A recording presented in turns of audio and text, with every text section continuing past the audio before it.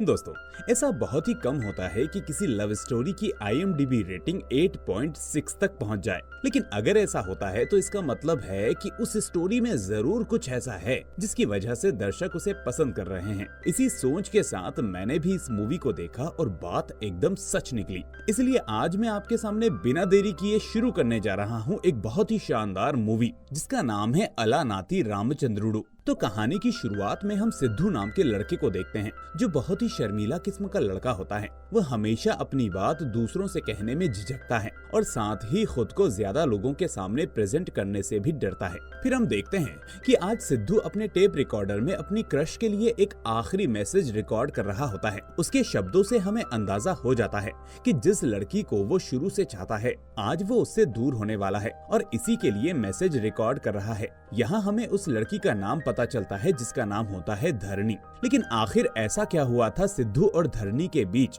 कि सिद्धू उसको हमेशा के लिए छोड़ रहा था? और क्या ये मूवी सिर्फ इनकी लव स्टोरी पर ही बेस्ड है या इसमें कुछ और भी इमोशनल पहलू है, आगे देखेंगे। तो जब सिद्धू धरनी के लिए मैसेज रिकॉर्ड कर रहा होता है वहाँ से सीन सीधे फ्लैशबैक में जाता है और हम सिद्धू के बचपन को देख पाते हैं। हम देखते हैं कि सिद्धू अपनी क्लास में फर्स्ट आया था, इसीलिए टीचर्स ने उसे एनुअल फंक्शन पर स्पीच देने का मौका दिया था। अब जैसे तैसे सिद्धू स्टेज पर तो चला जाता है और स्पीच देने की शुरुआत करने वाला होता ही है, पर तभी सभी बच्चे उसके आने पर ताली बजाने लगते हैं और फिर इतने लोगों को सामने देखकर बेचारे सिद्धू के पसीने छूटने लगते हैं और वो बिना स्पीच दिए वहाँ से भाग जाता है। इसके बाद जब वो घर आता है तो उसकी माँ समझाती है कि बेटा ऐसा नहीं करते, सिर्फ तुम्हें वहाँ बोलना ही तो था और वो लोग तो तुम्हारे लिए ताली बजा रहे थे, फिर क्यों स्टेज से नीचे उतर गए। इस तरह माँ सिद्धू को समझाती है, लेकिन फिर भी सिद्धू अपने आप को बदल नहीं पाता। उसे अकेले रहना ही पसंद होता है और ज्यादा बात करने वालों के साथ वो बैठना पसंद नहीं करता। इसी बीच सीन धरनी के बचपन पर शिफ्ट होता है जहाँ हम उसे उसके पिता के साथ देखते हैं। उसके पिता आर्मी में पोस्टेड होते हैं और छुट्टियों में जब भी आते हैं तो अपने आर्मी के किस्से सुनाते रहते हैं और ये सब धरनी को बहुत पसंद होता है। तो इस तरह एक तरफ होता है सिद्धू जो बेहद शर्मीला और कम बोलने वाला लड़का है, तो वहीं दूसरी तरफ है धरनी जो एक बार बोलना शुरू कर दे तो रुकती ही नहीं। खैर, अब पूरे साल गुजर जाते हैं और हम सिद्धू को देखते हैं जो इंजीनियरिंग की पढ़ाई कर रहा होता है। अब एक दिन तेज बारिश में वो अपनी बाइक से घर लौट रहा होता है कि तभी उसे रास्ते में एक लड़की दिखाई देती है और ये लड़की होती है धरनी। वो उसको देखकर फौरन अपनी बाइक को रोक लेता है और बस स्टॉप पर आकर खड़ा हो जाता है। इसके बाद वो चोरी चोरी तिरछी निगाहों से उसे देखने लगता है, जबकि धरनी एक छोटे बच्चे के साथ खड़ी होती है और बारिश में कागज की नाव बनाकर पानी में चला रही होती है। इस बीच सिद्धू उसे बस देखते ही रहता है और थोड़ी देर बाद बारिश रुक जाती है। बारिश रुकते ही धरनी वहाँ से जाने लगती है तो सिद्धू भी जाकर अपनी बाइक पर बैठ जाता है।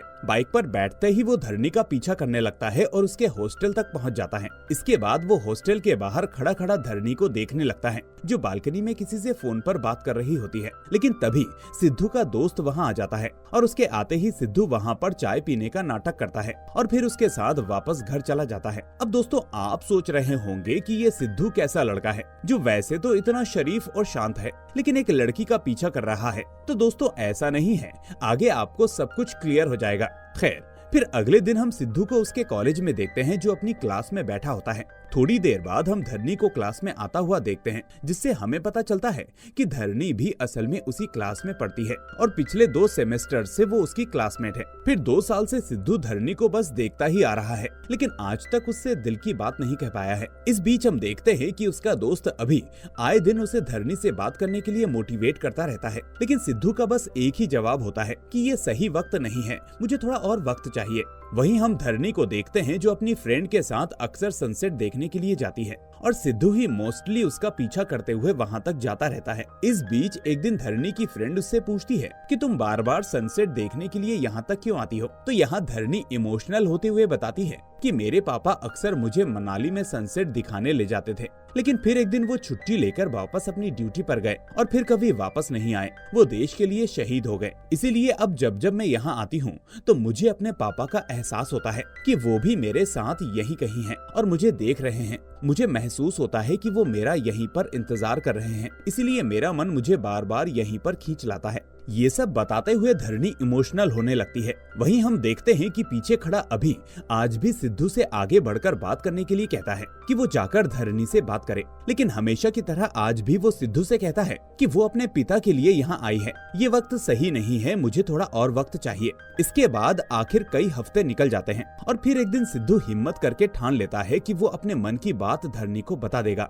और इस सब में अभी उसकी पूरी मदद करता है। वो धरनी की बेस्ट फ्रेंड स्नेहा के साथ मिलकर एक प्लान बना लेता है जिससे अभी और धरनी एक दूसरे से मिलकर मुलाकात कर सके। दूसरे दिन जब स्नेहा और धरनी साथ में स्टडी कर रहे होते हैं तो अचानक स्नेहा कहती है कि धरनी नीचे चली जाओ, सिद्धू मेरा एक पार्सल लेकर आ रहा होगा, जरा जाकर उससे वो पार्सल रिसीव कर लो। तो इस तरह स्नेहा के कहने पर धरनी नीचे आती है और वो देखती है कि सिद्धू नीचे गेट पर ही पार्सल लेकर खड़ा है। सिद्धू उसे देखकर शर्म से अपनी हुडी का कैप लगा लेता है और अपनी नजर झुका लेता है और फिर इतने में धरनी उसके पास आकर कहती है कि मुझे स्नेहा ने भेजा है। ये सुनकर सिद्धू उसे वो पार्सल दे देता है और बिना कोई बात किए चुपचाप वहाँ से चला जाता है। अब ये सब दूर बैठा अभी भी देख रहा होता है, जो समझ जाता है कि उसका प्लान फेल हो चुका है और सिद्धू ने धरनी से बात नहीं की है। फिर वो अगली बार दूसरा प्लान बनाता है और सिद्धू को मोटिवेट करके उसे सीधा धरनी के पीछे भेज देता है ताकि वो धरनी से बात कर सके।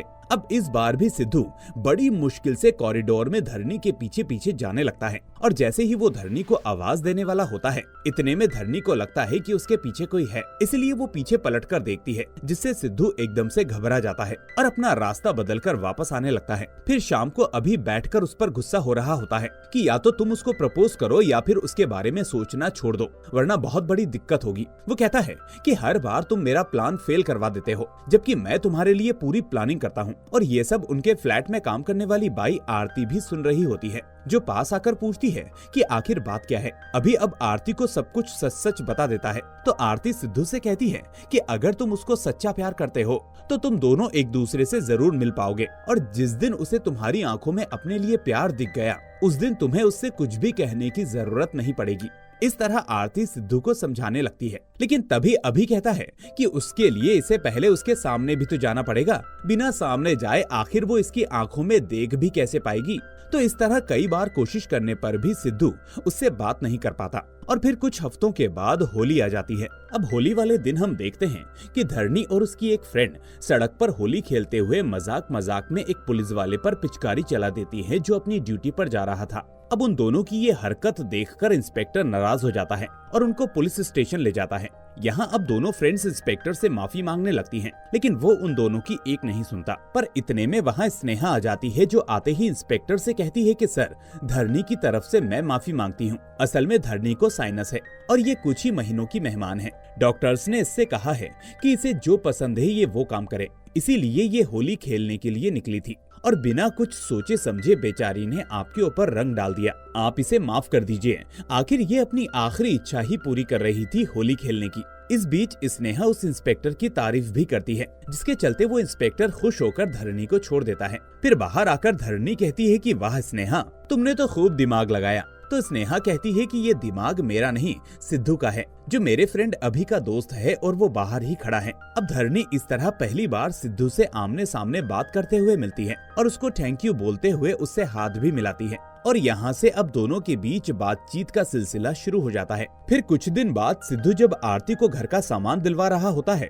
तो वहाँ उन्हें धरनी मिलती है, जहाँ उन दोनों के बीच बातचीत होने लगती है। ऐसे ही एक दिन अभी स्नेहा से बात करके सभी को अपने घर पर इनवाइट करता है और इसी बहाने सिद्धू और धरनी भी एक दूसरे से मिल पाते हैं। फिर इसके बाद कुछ समय तक सिद्धू फ्रेंड बनकर धरनी के साथ कई जगह पर आने जाने लगता है, लेकिन फिर भी वो अब तक अपने मन की बात धरनी से नहीं कह पाता। यहाँ अभी उसे समझाता है कि ये सही मौका है, वो तुम्हें जान चुकी है और समझ चुकी है, अगर तुम अब उसको प्रपोज कर दोगे तो वो मान जाएगी। और इस तरह अभी उसको एक आइडिया देता है। वो कहता है कि कॉलेज में हाल ही में फोटोग्राफी कॉन्टेस्ट होने वाला है, तुम उसी दिन उसको सभी के सामने प्रपोज कर देना। अब सिद्धू इसके लिए मान जाता है और सोच लेता है कि ये मौका वो अपने हाथ से नहीं जाने देगा। सिद्धू को पता था कि धरनी के पिता धरनी को अक्सर एक कबूतर की कहानी सुनाया करते थे, इसीलिए वो ऐसे ही एक कबूतर की तस्वीर उस कंपटीशन में बनाकर धरनी को प्रपोज करने वाला था। फिर आखिर वो कॉन्टेस्ट वाला दिन आ जाता है और लाइफ में पहली बार सिद्धू अपनी स्पीच देने वाला होता है। बड़े ही कॉन्फिडेंस के साथ वो स्टेज पर पहुंचता है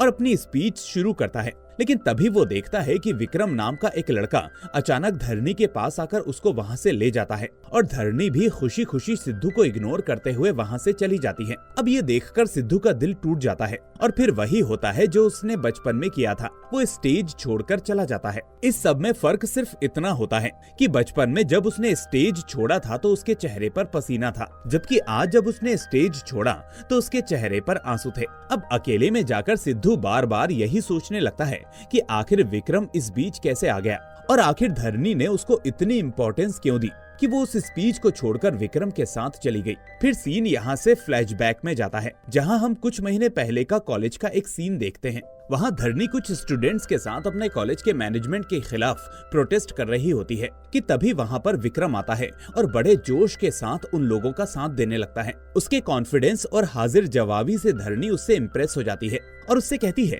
कि आने वाले प्रोटेस्ट में वो उसके साथ जरूर शामिल हो ताकि लोग मोटिवेट हो सके। हालांकि उसे पता चलता है कि विक्रम उस कॉलेज का स्टूडेंट नहीं है, लेकिन वो ऐसे सोशल वर्क में हिस्सा लेता रहता है और ये बात धरनी को और अच्छी लगती है कि वो अपना निजी समय निकालकर लोगों की हेल्प करता है। इस बीच एक दिन जब धरनी अपनी फ्रेंड के साथ कॉलेज ग्राउंड में खेल रही होती है तो दो लड़के उन लड़कियों की वीडियो बना रहे होते हैं। ये चीज अब वहाँ खड़ा विक्रम भी देख लेता है और उनकी पिटाई करने लगता है। इसके बाद ये बात सभी के सामने आ जाती है तो विक्रम उन दोनों को लेकर धरनी के पास आता है, जहाँ वो दोनों से कहता है कि धरनी और बाकी लड़कियों से माफी मांगो।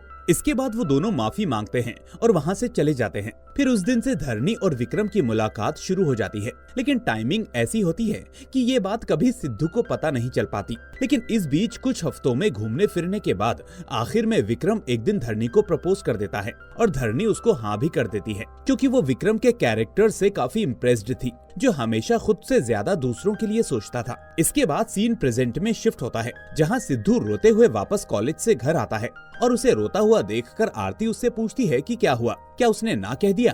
तो सिद्धू कहता है कि नहीं, वो तो मुझसे प्यार करती ही नहीं। मुझे लगा था कि विक्रम सिर्फ उसका एक दोस्त है, लेकिन आज साफ हो गया कि वो विक्रम को पसंद करती है, इसलिए अब मुझे ये सब यही भूलना होगा। ये सुनकर अभी भी उस पर गुस्सा करने लगता है कि मैं इतने सालों से कह रहा था कि उसे बोल दे, लेकिन नहीं, तेरे लिए वो सही वक्त नहीं था, तुझे तो और वक्त चाहिए था। अब तेरे पास वक्त ही वक्त है, अब कुछ नहीं हो सकता। अब बस ऐसे ही जिंदगी भर रिग्रेट करते रहना और रोते रहना। पर इस बीच सिद्धू के पास स्नेहा का कॉल आता है, जो उसे बताती है कि कल धरनी विक्रम के साथ मनाली जाने वाली है, लेकिन फिलहाल हम सभी लोग क्लब जा रहे हैं, इसलिए तुम क्लब पर आ जाओ। सिद्धू कहता है कि मैं क्लब पर आकर क्या करूंगा, धरनी अपने विक्रम के साथ वहाँ होगी और वो उसको चूज कर चुकी है, इसलिए अब मेरा बीच में आने का कोई मतलब नहीं। लेकिन स्नेहा उससे कहती है कि अगर ऐसा होता तो मैं तुमको खुद कॉल नहीं करती। क्लब में विक्रम और धरनी नहीं, बल्कि हम सभी धरनी को लेकर जा रहे हैं। मैं चाहती हूँ कि तुम आखिरी बार उससे मुलाकात करो ताकि तुम्हें रिग्रेट ना हो। ये सुनकर अब अभी सिद्धू से फौरन क्लब जाने को कहता है, तो सिद्धू भी बिना देरी किए क्लब के लिए निकल जाता है। वहाँ क्लब में जब धरनी अपनी फ्रेंड्स के साथ एंटर करती है तो वो देखती है कि विक्रम ऑलरेडी किसी लड़की के साथ उस क्लब में मौजूद है। वहाँ वो लड़की विक्रम से पूछ रही होती है कि उस धरनी नाम की लड़की का क्या हुआ जिसे तुम फंसाने वाले थे। तो विक्रम उससे कहता है कि वो भी बस फंसी गई है, कल मैं उसके साथ मनाली जा रहा हूँ, वहाँ जाकर उसकी प्राइवेट वीडियोस बनाकर वही सब करूंगा जो हम लोग करते आए हैं। जल्दी ही उसको ब्लैकमेल करके उससे पैसे निकलवाऊंगा और फिर अपने नए शिकार की तरफ चल दूंगा। अब इत्तेफाकन ये सारी बात वहाँ खड़ी हुई धरनी सुन लेती है और ये सब सुनकर उसके होश उड़ जाते हैं। इस बीच विक्रम की नजर उस पर पड़ जाती है और वो समझ जाता है कि धरनी ने उसे देख लिया है, जिसके बाद उसका चेहरा एकदम से उतर जाता है। अब धरनी उसके पास आती है और जोरदार थप्पड़ लगाती है, जिसके बाद वो विक्रम से उसकी शर्ट उतारने को कहती है, क्योंकि ये शर्ट धरनी ने विक्रम को प्रपोज करने के बाद गिफ्ट की थी और ये असल में धरनी के पिता की शर्ट थी। खैर, अब विक्रम उसे वो शर्ट उतार कर दे देता है, लेकिन इस सब के बाद धरनी का सभी के ऊपर से विश्वास उठ जाता है और वो सोचने लगती है कि ये दुनिया बड़ी स्वार्थी है, यहाँ किसी को किसी की फीलिंग्स की कद्र नहीं है। अब हालांकि स्नेहा उसे समझाती है, लेकिन धरनी इस वक्त अपने पिता को बहुत मिस कर रही होती है, इसलिए वो फौरन मनाली जाने का डिसीजन लेती है। अब तक सिद्धू को भी पता चल जाता है कि धरनी के साथ विक्रम ने धोखा किया है और धरनी मनाली के लिए निकल चुकी है, इसलिए वो भी सीधा उसके पीछे पीछे मनाली पहुंच जाता है। इसके बाद वो सीधा उसी स्पॉट पर जाता है जहाँ धरनी के पिता उसको लाया करते थे और उसकी उम्मीद के मुताबिक धरनी वहाँ पहले से मौजूद होती है। वहीं धरनी इस वक्त बहुत दुखी होती है और उस जगह से कूदकर खुद को खत्म करने का डिसीजन लेती है। अब सिद्धू इस चीज को भांप लेता है और फौरन उसकी तरफ दौड़ता है, लेकिन जब तक वो उस तक पहुंचता धरनी छलांग लगा देती है। इसके बाद सिद्धू फौरन नीचे उतरता है और देखता है कि धरनी को सीरियस इंजरीज हुई हैं, इसलिए वो उसको फौरन हॉस्पिटल लेकर जाता है। वहाँ डॉक्टर उसे बताता है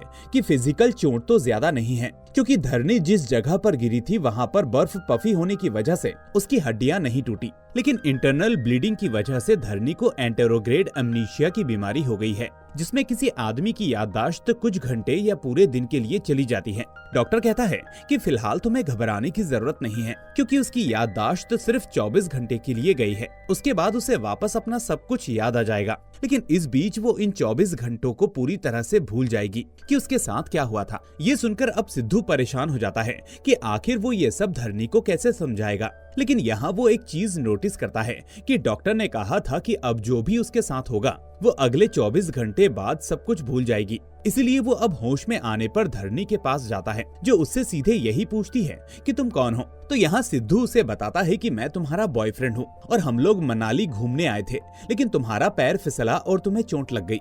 इस तरह सिद्धू उसको पूरी स्टोरी बताने लगता है। इस बीच हॉस्पिटल से निकलने के बाद धरनी को शक होता है कि सिद्धू कुछ छुपा रहा है, इसलिए वो उसे लगातार कुछ न कुछ पूछती रहती है। लेकिन सिद्धू एक एक सवाल का जवाब सही सही दे रहा होता है, लेकिन फिर भी बार बार सिद्धू की नजरें चुराने वाली आदत की वजह से धरनी को उस पर लगातार शक होता रहता है। इस बीच सिद्धू उसे फाइनली एक ऐसी चीज बताता है जिससे धरनी का मुंह बंद हो जाता है। वो कहता है कि तुम्हारी कमर पर दाईं तरफ एक तिल है और इससे ज्यादा मैं तुम्हें क्या बताऊं। ये सुनकर अब धरनी एकदम से चुप हो जाती है और वो दोनों वहाँ से रूम के लिए निकल पड़ते हैं। रूम में आने के बाद धरनी अपने रूम का दरवाजा बंद कर लेती है और मिरर के सामने जाकर ये चेक करती है कि उसको वो तिल है या नहीं, लेकिन वो तिल सच में उसकी कमर पर होता है और ये देखकर आखिरकार धरनी को उस पर विश्वास होने लगता है। इसके बाद वो दोनों साथ में खाना खाने जाते हैं, घूमने फिरने जाते हैं और इस बीच सिद्धू हर वो काम कर रहा होता है जो धरनी के पिता उसके साथ किया करते थे। लेकिन इस सब के बावजूद एक चीज कॉमन थी और वो थी सिद्धू की आंखों को चुराने की आदत, जिसकी वजह से वो धरनी की हर बात का हाँ या ना में जवाब दे रहा होता है। फिर इस बात से धरनी बहुत ही ज्यादा इरिटेट हो जाती है और कहती है कि एक तरफ तो तुम कहते हो कि तुम मेरे बॉयफ्रेंड हो और मुझसे बहुत प्यार करते हो, जबकि तुमने अब तक मुझे छुआ नहीं, मेरी तरफ ठीक से देखा नहीं और तो और मुझसे नजरें भी चुरा रहे हो। अब बताओ कि मैं तुम पर शक कैसे ना करूं। तो ये सुनकर आखिरकार सिद्धू पहली बार अपनी नजरों को धरनी की नजरों से मिलाता है और जैसे ही धरनी उसकी आंखों में देखती है तो उसे सिद्धू का सच्चा प्यार दिख जाता है, जिसके बाद उसे एहसास हो जाता है कि सिद्धू उससे सच्चा प्यार करता है।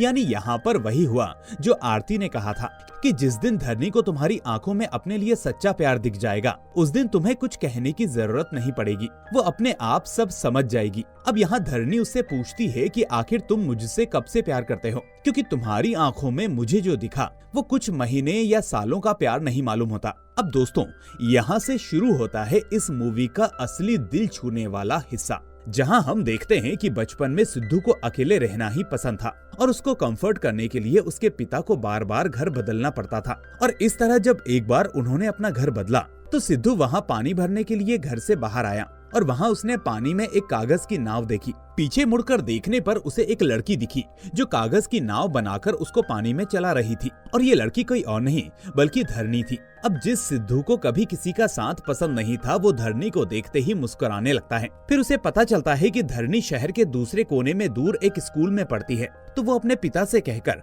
अपना भी एडमिशन उसी स्कूल में करवा लेता है। फिर हमेशा की तरह यहाँ भी वो फर्स्ट आता है और उसे स्पीच देने के लिए स्टेज पर बुलाया जाता है, लेकिन वो इस बार भी स्टेज पर जाना नहीं चाहता था, इसलिए वो अपनी क्लास में ही बैठा रहता है। यहाँ अब अभी आकर उससे कहता है कि अरे तेरी स्पीच का टाइम हो गया है, चल वहाँ टीचर्स वेट कर रहे हैं। तो सिद्धू उससे कहता है कि नहीं यार ये सही वक्त नहीं है, मुझे सही वक्त का इंतजार करना होगा। लेकिन जब अभी जिद करने लगता है तो सिद्धू वहाँ से उठकर स्कूल से भागने के लिए बैकयार्ड में आ जाता है। पर जैसे ही वो यहाँ आता है तो उसे यहाँ धरनी मिलती है जो खुद भी स्कूल से भागने की फिराक में होती है। उसे देखते ही वो उसको पहचान लेती है। तुम तो हमारे घर के पास ही रहते हो ना, क्या तुम भी यहाँ से भाग रहे हो? तो सिद्धू उसे इधर उधर देखते हुए हाँ में जवाब देता है। तो धरनी कहती है कि फिर इधर उधर क्या देख रहे हो, चलो मेरी मदद करो, साथ में घर चलते हैं। फिर इस तरह अब दोनों साथ में डेली स्कूल आने जाने लगते हैं। पूरे रास्ते सिद्धू बस हाँ और ना करता रहता है, जबकि धरनी पूरे रास्ते सिर्फ बोलती रहती है।